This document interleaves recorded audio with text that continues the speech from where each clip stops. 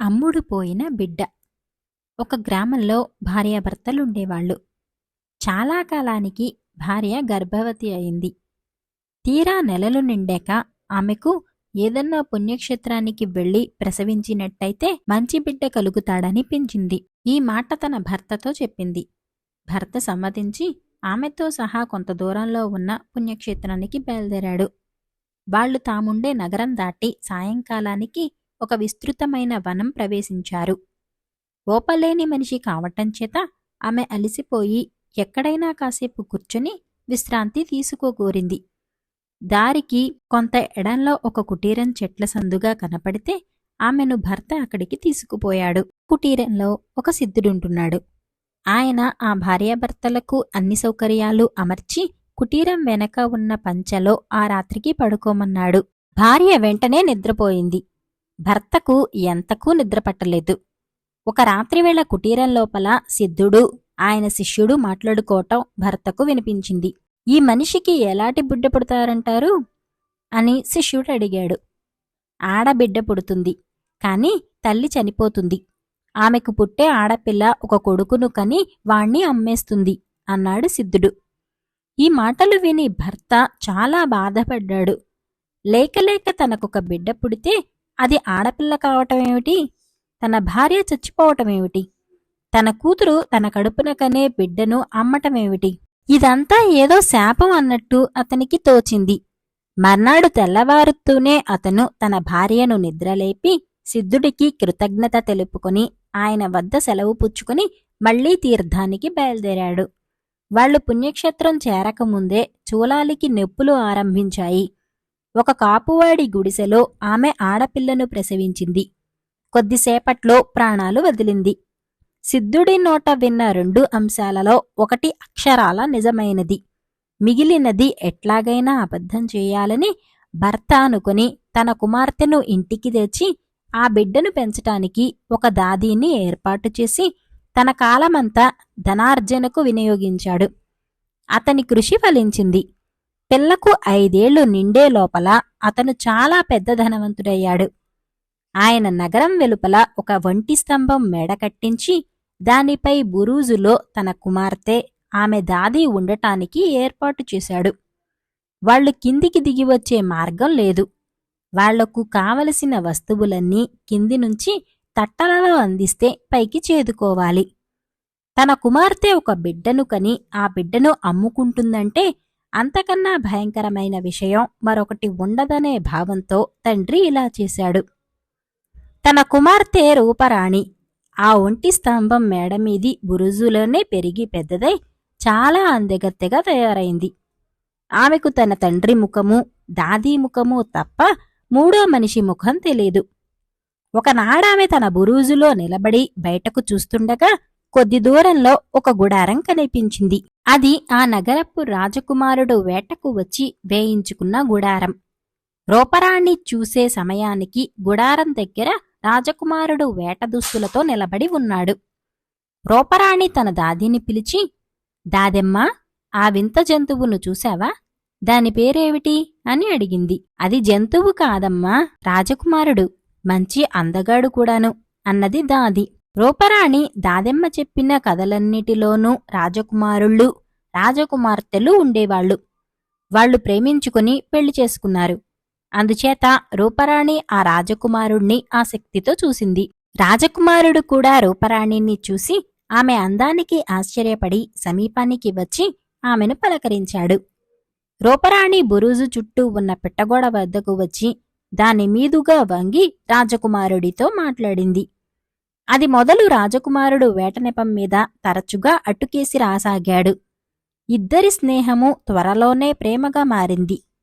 తనను ఒక్కసారైనా పైకి రానివ్వమని రాజకుమారుడు రూపరాణిని ఎన్నోసార్లు ప్రార్థించాడు. చివరకామె ఉండబట్టలేక ఒక తాడు కిందికి దించింది. దాని సహాయంతో రాజకుమారుడు పైకి వచ్చాడు. వారిద్దరి మధ్య ఉండే ప్రేమ చూసి దాది వాళ్ల గాంధర్వ వివాహానికి అభ్యంతరం చెప్పలేకపోయింది. రాజకుమారుడు అప్పుడప్పుడు వచ్చి రూపరాణితో 1-2 రోజులు సుఖంగా గడిపి తన దగ్గర ఉన్న ఉంగరమో పతకమో ఆమెకిచ్చి వెళ్ళిపోతూ ఉండేవాడు. కొంతకాలం గడిచాక రూపరాణి గర్భవతి అయింది. ఇంత జరిగాక కూడా రూపరాణి తన రహస్య వివాహం గురించి తండ్రికి చెప్పటానికి భయపడింది. ఎందుకంటే ఆయన తాను నిర్ణయించిన భర్తను తప్ప తన కుమార్తె పెళ్లాడరాదని, తాను పెళ్లి చేసేదాకా ఆమె అవివాహితగానే ఉండి తీరవలసిందేనని కఠినంగా శాసించాడు. అదేవిధంగా రాజకుమారుడు కూడా తన రహస్య వివాహం గురించి తన తండ్రికి చెప్పలేకపోయాడు. ఎందుకంటే రాజు తన కుమారుడు ఒక గొప్ప రాజకుమార్తెను పెళ్లాడాలన్న ఉద్దేశంతో ఉండి చిల్లర మల్లర రాజకుమార్తెల సంబంధాలను చాలా వాటిని కొట్టిపారేశాడు. అటువంటి వాడు ఒక సామాన్య కుటుంబానికి చెందిన పిల్లను తన కోడలుగా అంగీకరించడని రాజకుమారుడికి తెలుసు. కాలక్రమాణా రూపరాణి ఒక మగబిడ్డను కన్నది. అందువల్ల ఒక కొత్త సమస్య వచ్చి పడింది. ఆ బిడ్డను సాధ్యమైనంత త్వరగా ఎక్కడికైనా సాగనంపకపోతే రహస్యం దాగదు. ఎందుకంటే వారానికి 10 రోజులకు ఒకసారి రూపరాణి తండ్రి వచ్చి కింద నుంచే తన కూతురితోనూ ఆమె దాదీతోనూ మాట్లాడి వెళ్ళిపోతుంటాడు. ఆయన వచ్చిన సమయంలో చంటిపిల్లవాడు ఏడవనారంభిస్తే రహస్యం బయటపడిపోతుంది. అందుకని రూపరాణి దాదీ కూర్చొని పసిగుడ్డును బయటకు చేరవేసే ఉపాయం ఒకటి ఆలోచించారు. ఆ రోజు చీకటి పడే వేళకు దాదీ తాడు సహాయంతో కిందకి దిగి వెళ్లి పూల తోటలు చేరుకుని అక్కడ ఒక గంపెడు పూలు కొని తెచ్చింది. రూపరాణి పిల్లవాడికి కడుపు నిండా పాలు పట్టి నిద్రపుచ్చి ఆ గంపలోనే పూల మధ్య పడుకోపెట్టి రాజకుమారుడు తనకిచ్చిన కానుకలన్నిటినీ పిల్లవాడితోనే ఉంచి పైన మళ్లీ పూలు కప్పింది. దాది ఆ గంపను తీసుకుని కిందకి దిగి తిన్నగా రాజభవనానికి వెళ్లి అక్కడ దాసీలతో రాణిగారి కోసం పూలు తెచ్చాను, 2 వరహాలిచ్చి తీసుకోమనండమ్మా అన్నది. గంపెడు పూలు 2 వరహాలకు దొరుకుతున్నాయని వినగానే రాణి దాసీలకు 2 వరహాలిచ్చి పంపి గంపను తెప్పించుకున్నది. ఆమె ఆత్రంగా పైపూలు తీస్తుంటే వాటి అడుగున సుఖంగా నిద్రపోతున్న బిడ్డ కనిపించాడు. పసిగుడ్డే కాని చూస్తే కులీనుల బిడ్డగా కనిపించాడు. రాజుగారు కూడా వచ్చి చూసి, ఆహా, ఎంత చక్కని బిడ్డ అన్నాడు. గంప తెచ్చిన మనిషి కోసం దాసీలను పంపితే ఆ మనిషి అప్పుడే వెళ్ళిపోయింది కనుక ఆ బిడ్డ ఎవరి బిడ్డో తెలుసుకునే అవకాశం లేదు. బిడ్డతో పాటు రూపరాణి పెట్టిన ఉంగరాలు, పతకాలు అవి కూడా కనిపించాయి. ఈ బిడ్డ తప్పక ఎవరో కులీనుల బిడ్డ, గొప్పవాళ్ల బిడ్డ. వీణ్ణి మరెవరూ పెంచటానికి వీల్లేదు, మనమే పెంచుకుందాం అన్నాడు రాజు. రక్తస్పర్శ మూలానో ఏమో రాణికి కూడా అలాగే అనిపించింది. రాజకుమారుడు బిడ్డ తన బిడ్డేనని గుర్తించాడు. కాని ఆ సంగతి పైకి ఎలా చెబుతాడు? తన తల్లిదండ్రులే పెంచుకుంటున్నారు కదా, సమయం వచ్చినప్పుడు చెప్పవచ్చులెమ్మనుకున్నాడు. అంతా బాగానే ఉన్నది కాని తల్లి స్పర్శ లేని కారణం చేతనో ఏమో చంటిబిడ్డ అస్తమానము ఏడవసాగాడు. వాణ్ణి ఊరుకోపెట్టటం ఎవరి వల్ల కాలేదు. అలసినదాకా ఏడ్చి సొమ్మసిల్లి నిద్రపోతాడు. మళ్లీ లేస్తూనే ఏడుస్తాడు.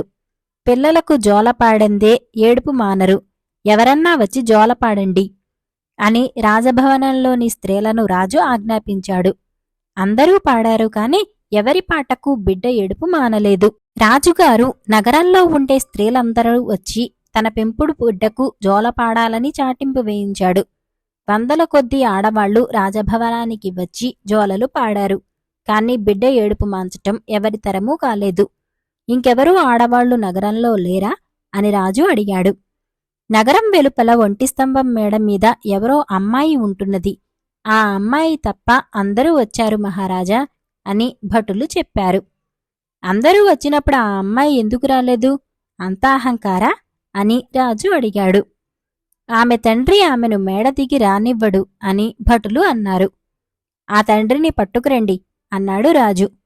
రూపరాణి తండ్రిని రాజభటులు పట్టుకువచ్చారు. నగరంలో ఉండే స్త్రీలందరూ రావాలని చాటింపు వేస్తే నీ కూతురు మాత్రం వచ్చి మా బిడ్డకు జోలపాడలేదు, ఏమిటి కారణం అని రాజు ఆయనను అడిగాడు. మహారాజా, నా కుమార్తె పెళ్లి కాని పిల్ల, దానికి జోలపాటలేం వస్తాయి అన్నాడు రూపరాణి తండ్రి. అది నీకెందుకు? పాటలు రాకపోయినా అందరూ వచ్చి జోలపాడవలసిందే, అది నా ఆజ్ఞ అన్నాడు రాజు. రూపరాణి తండ్రి వెళ్లి ఇన్నాళ్లయ్యాక తన కుమార్తెని తెచ్చాడు. పిల్లవాడు ఏడుస్తున్నాడు, నువ్వు జోలపాడితే పోరు మానేస్తాడేమో, పాడు అన్నాడు రాజు. రూపరాణి చిచ్చుకుడుతూ ఇలా పాడింది. ఏడవకు ఏడవకు నా చిట్టి తండ్రి, నీ తల్లి నిజముగ నిర్భాగ్యురాలు, అపవాదు భయంతో అమ్మింది నిన్ను. నీ తండ్రి గుణశాలి నిన్ను రక్షించు, నీ తాత మహారాజు నిన్ను పోషించు, నీ తల్లి మాత్రమే నిర్భాగ్యురాలు.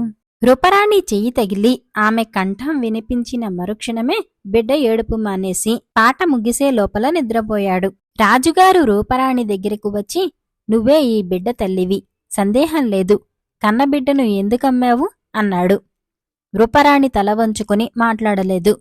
రాజు ఈసారి మృదువుగా, నిజం చెప్పమ్మా, నీకొచ్చిన భయమేమీ లేదు, నీమీద ఈగ వాలనివ్వను, ఈ బిడ్డ తండ్రి ఎవరు అని మళ్ళీ అడిగాడు.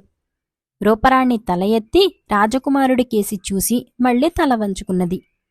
అప్పుడు రాజకుమారుడు తండ్రికి నిజం చెప్పి క్షమాపణ వేడాడు.